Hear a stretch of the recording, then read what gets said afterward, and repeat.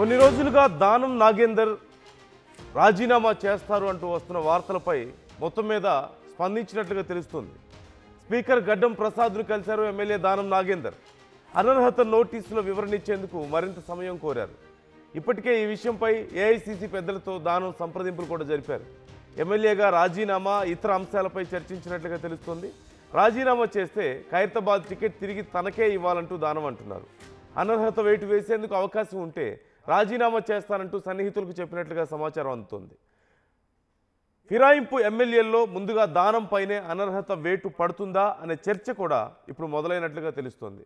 మనందరికీ తెలిసిందే, బీఆర్ఎస్ నుంచి కాంగ్రెస్లో చేరిన ఎమ్మెల్యేలకి స్పీకర్ నోటీసులు ఇవ్వడం, 10 మందిలో 8 మంది సమాధానం చెప్పారు, మరొక 2 సమాధానం చెప్పలేదు. అందులో ఖైరతాబాద్ నుంచి దానం నాగేంద్ర ఉన్నారు, అలాగే స్టేషన్ ఘన్పూర్ నుంచి కడియం శ్రీహరి ఉన్నారు. ఇప్పుడు వీరిద్దరి విషయంలో ఏం జరగబోతుందనే చర్చ పెద్ద ఎత్తున జరుగుతుంది. ఈ నేపథ్యంలోనే దానం నాగేంద్ర ఈ అంశంలో క్లారిటీ ఇచ్చే ప్రయత్నం చేశారు. ఒకవేళ రాజీనామా చేస్తే, ఒకవేళ తన మీద వేటు పడుతుంది అనుకుంటే రాజీనామా చేస్తారు అంటూ తన సన్నిహితుల దగ్గర మాట్లాడినట్లుగా తెలుస్తోంది. అట్ ది సేమ్ టైం స్పీకర్కి సమాధానం ఇవ్వడానికి మరింత సమయం కోరినట్లుగా తెలుస్తోంది. మరి సుప్రీంకోర్టు స్పీకర్కి చాలా తక్కువ సమయం ఇచ్చిన నేపథ్యంలో, ఇచ్చింది 4 వారాల సమయమే. గతంలో ఇచ్చిన నోటీసులకి దానం రెస్పాండ్ అవ్వలేదు. ఇప్పుడేమో మరింత సమయం కావాలని కోరుతున్నట్లుగా తెలుస్తోంది. మరి స్పీకర్ మరింత సమయం ఇస్తున్నారా? ఒకవేళ ఇస్తే దానం ఏం సమాధానం చెప్తారు? సమాధానం చెప్పడానికా, లేకపోతే ఎలా మూవ్ అవ్వాలి ఈ విషయంలో? అంటే నోటీసుల పరంగా కాకుండా ఒకవేళ రాజీనామా చేయాలా, ఉప ఎన్నికలకి వెళ్ళాలా లేదా అనే ఆలోచనకి సంబంధించి కొంత సమయం తీసుకుంటున్నారా ఈ కసరత్తు కోసం అనే ఆలోచన ఇక్కడ వస్తుంది. సో మీ అభిప్రాయం ఏంటి? దానం నాగేంద్ర విషయంలో ఏం చర్యలు వచ్చే అవకాశం ఉందని మీరు అనుకుంటున్నారు? ఒకవేళ బై ఎలక్షన్స్ వస్తే దానం నాగేంద్ర గెలుస్తారా? కామెంట్ చేసే ప్రయత్నం చేయండి. ఏం జరగబోతుందని మీరు అనుకుంటున్నారు? మధు ఉన్నారు, మధుతో ఒకసారి మాట్లాడదాం. మా ప్రతినిధి మధు, దానం నాగేందర్ అంటే స్ట్రాటజీ ఏంటి ఇక్కడ?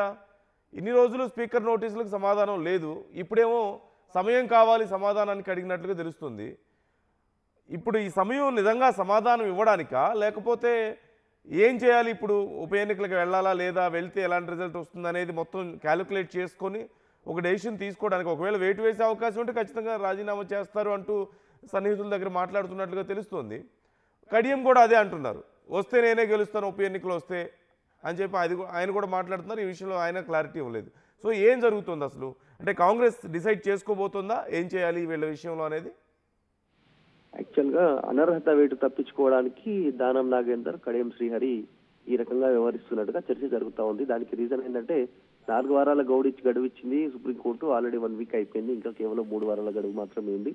అప్పట్లో వాళ్ళు ఇప్పుడు స్పీకర్ కూడా 23వ డేట్, ఈ రోజుకు చివరి అవకాశం ఇచ్చారు వాళ్ళకు. సో అందులో భాగంగా వీరు ఇంకా మరికొంత సమయం కావాలని అడగడంలో ప్రధాన కారణం ఈ అనర్హత వేటు తప్పించుకోవడానికి సమయం అడుగుతున్నారు కాబట్టి స్పీకర్ సమయం ఇచ్చేటువంటి అవకాశం ఉంది. అప్పట్లో గల డిసైడ్ అయిపోయి రాజీనామా చేయనున్నట్టుగా తెలుస్తా ఉంది. రాజీనామాకు కూడా కాస్త వ్యూహాత్మకంగా ముందుకు వెళ్తా ఉన్నారు. రాజీనామాకు కూడా కొన్ని మంచి రోజులు చూసుకొని రాజీనామా చేస్తున్నట్టు కొంత చర్చ కూడా పార్టీలో కొనసాగుతుంది సెంటిమెంట్ పరంగా. అప్పుడు గ్రౌండ్ మొత్తం క్రియేట్ చేసుకున్న తర్వాత, ప్రిపేర్ చేసుకున్న తర్వాత ఉప ఎన్నికలకు వెళ్ళాలి అనేటువంటి ఆలోచన చేస్తా ఉన్నారు. అధిష్టానంతో ఇప్పటికే మాట్లాడారు దానం నాగేందర్.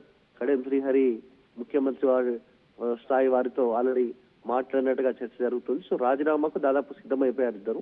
2 ఉప ఎన్నికలు రావడం ఖాయం. కానీ వేటు వేసే కంటే ముందు ఇప్పుడు సమయం అడిగారు. ఆ సమయం అడిగి సమయం ఇచ్చిన తర్వాత వేటు పడకుండా రాజీనామాకు సిద్ధమవుతున్నట్టుగా తెలుస్తా ఉంది. సో ఇప్పటికే అనుచరులతో మాట్లాడారు దానం నాగేందర్ గాని, కడియం శ్రీహరి గాని ఓపెన్ స్టేట్మెంట్ చేస్తా ఉన్నారు. రాజీనామా చేయడమే మాత్రమే ఒక్కటే ఉంది. అందులో భాగంగానే ఈ సమయం అడిగినట్టుగా తెలుస్తా ఉంది. గతంలో నోటీసులు ఇస్తే దానికి రిప్లై ఇవ్వలేదు. ఇప్పుడు సుప్రీంకోర్టు సీరియస్ అయింది స్పీకర్ పైన. అనర్హత వేటు వేయక తప్పని పరిస్థితి, చర్యలు తీసుకోక తప్పని పరిస్థితి. స్పీకర్ చేతిలో కూడా ఇప్పుడు ఏం లేదు, ఖచ్చితంగా చర్యలు తీసుకోవాల్సినటువంటి పరిస్థితి. ప్రతిపక్షం ముఖ్యంగా బీఆర్ఎస్ పూర్తి ఆధారాలన్నీ కూడా సమర్పించినటువంటి పరిస్థితి హైకోర్టుకు కానీ గతంలో, తర్వాత ఇప్పుడు సుప్రీంకోర్టుకు కానీ మొత్తం వారి అడ్వకేట్స్ ద్వారా మొత్తం ఆధారాలు సమర్పించినటువంటి పరిస్థితి. సో అందులో భాగంగానే సుప్రీంకోర్టు సీరియస్ అయింది. రీసెంట్ గా పశ్చిమ బెంగాల్ ఘటన కూడా ఉదాహరణ వచ్చింది కాబట్టి వీరికి కాస్త సమయం ఇస్తారు. ఆ సమయం ఇచ్చే లోపలనే వీళ్ళు కుదురుకొని రాజీనామా చేయనున్నట్టుగా తెలుస్తా ఉంది. ఓకే, అంటే కడియం విషయంలో కూడా ఇదే స్ట్రాటజీనా? ఎగ్జాక్ట్లీ, అంటే టెక్నికల్ రీజన్స్ ద్వారా ఇంకేదో చూపించి ఇంకా కొంచెం అధ్యయనం చేస్తున్నట్టుగా కూడా చర్చ కొనసాగుతా ఉంది. అంటే కడియంలో ఏమైనా తప్పించే అవకాశం ఉందా అనే ఆలోచన కూడా చేస్తున్నట్టుగా ప్రతిపక్షాలు డౌట్ వ్యక్తం చేస్తా ఉన్నాయి. అసలు ఏం చేస్తా ఉన్నారు? ఓన్లీ దానం నాగేందర్ తో మాత్రం, అంటే కేవలం ఒకే ఒక్క ఉప ఎన్నికను తీసుకురావాలి, అలా తీసుకొస్తే ఈజీగా మన జూబ్లీస్ లో గెలిచేయచ్చు అని కాంగ్రెస్ పార్టీ భావిస్తా ఉంది. 2 ఉప ఎన్నికలు అంటే ఒకటి వరంగల్ స్టేషన్ గన్పూర్, మరొకటి ఖైరతాబాద్, అంటే డిఫరెంట్ గా ఉంటుంది. మొత్తం 3 చేంజ్ అయిపోయే అవకాశం ఉంటుంది జనాలది. కాబట్టి ఒకటే ఉప ఎన్నిక తేవాలని ఆలోచన చేస్తున్నట్టుగా చర్చ మొదటి నుంచి ఉంది. ప్రతిపక్షాలు డౌట్ క్రియేట్ చేస్తా ఉన్నాయి, అనుమానం వ్యక్తం చేస్తున్నారు. కానీ చూడాలి, మరి తప్పని పరిస్థితి ఉంది. స్పీకర్ చర్య తీసుకోక తప్పదు. కాబట్టి వస్తే కనుక 2 ఉప ఎన్నికలు వస్తే మాత్రం ఎట్లా ఫేస్ చేయాలని ఆలోచిస్తున్నట్టు తెలుస్తుంది. అందులో బాగానే వీళ్ళకి సమయం ఇస్తున్నారు. ఆ సమయం ఇవ్వడం వల్ల ప్రధాన కారణం అనర్హత వేటు నుంచి తప్పించడానికి. అంటే మధు, ఇక్కడ దాను నాగేందర్ విషయంలోనూ కడియం శ్రీహరి విషయంలోనూ కాంగ్రెస్ పార్టీ కొంత ఏదో మద్దతు ఇస్తున్నట్లుగా కనిపిస్తుంది. అంటే వాళ్ళ విషయంలో ఏం చేయాలి, వేటు పడక ముందే వీళ్ళతో రాజీనామా చేయించాలా, ఉప ఎన్నికలకు వెళ్ళాలా, ఇంత చర్చ జరుగుతుంది. మరి మిగతా ఎమ్మెల్యేలు కూడా కాంగ్రెస్ పార్టీ కోసమే కదా బయటకు వచ్చింది. మిగతా ఎమ్మెల్యేలు కూడా ఇప్పుడు ఈ నోటీసులు అందుకున్నా వివరణ ఇస్తున్నా ఎంత కాంగ్రెస్ పార్టీ కోసమే. వీళ్ళ మీద ఉన్న స్పెషల్ ఫోకస్ వాళ్ళ మీద లేకపోవడం ఏంటి? వాళ్ళు మాత్రం నోటీసులకి సమాధానం చెప్పడం కానీ, ఏమవుతుందో అని భయపడడం కానీ, ఇవన్నీ చూస్తున్నాం. వీళ్ళిద్దరి విషయంలో కొంత అష్యూరెన్స్ ఎందుకు కనిపిస్తుంది? డిఫరెన్స్ ఏంటంటారు? అంటే ఆధారాలు ఉండవు, టెక్నికల్ ఎవిడెన్సెస్ లేకపోవడం వల్ల జరుగుతున్నటువంటి కస్టడీలు. ఇప్పుడు కాలే యాదయ్య కానీ, తర్వాత మిగతా ఎమ్మెల్యే గూడెం మైపాల్ రెడ్డి కానీ, ఇట్లా చాలా మంది ఎమ్మెల్యేలు జాయిన్ అయ్యారు. కాబట్టి వాళ్ళ టెక్నికల్ ఎవిడెన్సెస్ లేవు అనేటువంటిది వీళ్ళు వాళ్ళ తరఫు న్యాయవాదులు తర్వాత వీళ్ళు వాదిస్తా ఉన్నటువంటి పరిస్థితి. బీఆర్ఎస్ నుంచి లీగల్ టీమ్ ఏమో గట్టిగానే చెప్తున్నారు. గతంలో వాళ్ళు మాట్లాడిన వీడియోలు ఉన్నాయి, ప్రూఫ్ లో అభివృద్ధి కోసం కాంగ్రెస్ పార్టీలో జాయిన్ అయ్యాము అనేటువంటి గతంలో చేసినటువంటి వీడియోలు ఉన్నాయి, అందరు ఎమ్మెల్యేలే ఉన్నాయి. మరి అవి ఎట్లా ఎవిడెన్స్ కింద ఎట్లా తీసుకుంటారు? మరి పార్టీలో జాయిన్ అయినట్టు ఎవిడెన్స్ లేదా అనేటువంటి చర్చ ఉంది వాస్తవానికి. కానీ లీగల్ గా వారిని పార్టీలో జాయిన్ అయినట్టు చూపించాలంటే మాత్రం ఇమ్మీడియట్ గా ప్రస్తుతం దానం, కడియం, తర్వాత పోచారం శ్రీనివాస్ రెడ్డి, అరికపూడి గాంధీ, ఎల్లం వెంకట్రావు, వీలైతే పక్క ఆధారాలు ఉన్నాయి. మిగతా వాళ్ళది కాస్త సమయం తీసుకోవచ్చు, వాళ్ళు కూడా ప్రూవ్ చేయొచ్చు, కాస్త సమయం తీసుకునేటువంటి అవకాశం ఉంటుంది, మరి కాస్త అనేటువంటి చర్చ ఉంది. అంటే ప్రస్తుతానికి ఇప్పటికిప్పుడు మాత్రం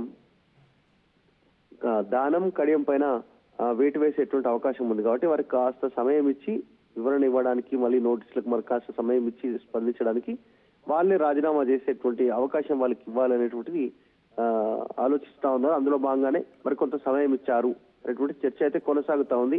యాక్చువల్ గా చెప్పాలంటే మొత్తం 10కి 10 మంది పార్టీ మారిన మాట వాస్తవం. దీంట్లో ఏదో టెక్నికల్ ఎవిడెన్స్ లేదు అని మాట్లాడుకోవడం అనేటువంటిది జనరల్ గా మనం దానికోసమే అంతే కోర్టుల ముందు మాట్లాడుకోవాల్సింది.